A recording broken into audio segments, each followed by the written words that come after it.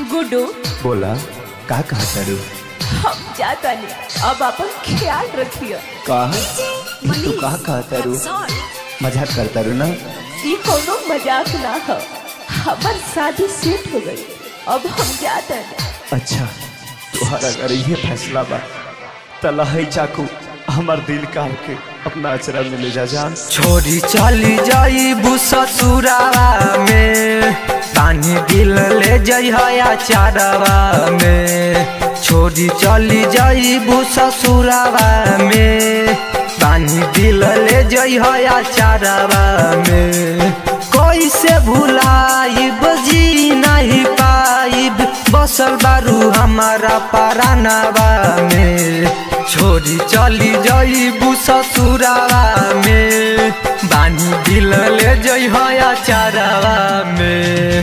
छोरी चली जाई ससुरावा में, बानी दिल ले जाई हया चारवा में। Shiv Manmohan recording studio Delhi. कहाँ थी कल, आई क्यों नहीं? एक दिन नहीं मिली तो इतना गुस्सा, कल को कोई दूसरा हमें ब्याह ले गया तो? काट के रख दूंगा उसे और खुद भी टुकड़े टुकड़े हो जाऊंगा, लेकिन तुझे अपने आप से अलग होने नहीं दूंगा। इतना प्यार करते हो हमसे? हाँ बहुत प्यार करता हूँ तुझसे। अगर मैंने कुछ पाया तो तुझे, तेरे प्यार को। तू समझ रही है ना? अगर तू नहीं मिली तो यहाँ बहुत दुखता है। शीशा जैसन दिल हमर तोरी चली जाइबू, क्रिया कसम तू तो नहीं निभैलू। क्यों दुखता है? मैंने कहा छोड़ दो मुझे। शीशा जैसन दिल हमर तोरी चली जाइबू, क्रिया कसम तू तो नहीं निभैलू।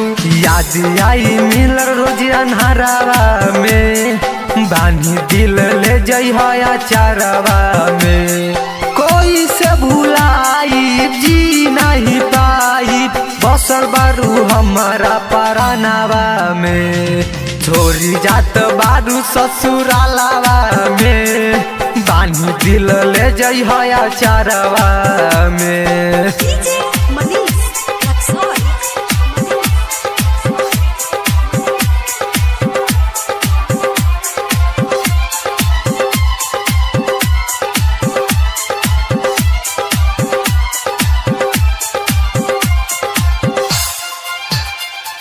तो फिर क्यों आई मेरी जिंदगी में?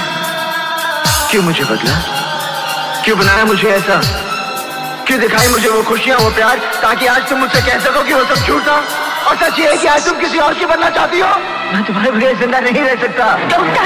हम किसी दूसरे की अमानत है। नहीं, तुम सिर्फ मेरी हो और किसी की नहीं हो सकती।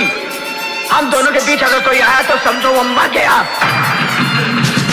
गुड्डू रंगा के तू जाइबू भुलाई, राइटर दीपक जियते मर जाई। अगर इस चौखट पर बारात आई तो डोली की जगह उनकी अर्थियां उठेगी, और सबसे पहले अर्थी उसकी उठेगी जिसके सर पर सहरा होगा। लाशें बिछा दूंगा, लाशें। गुड्डू रंगा के तू जाइबू भुलाई, राइटर दीपक जियते मर जाई। पागल बारे बेअंत राहुल प्यारावा में, बांधी ले जा तू दिलिया चारावा में।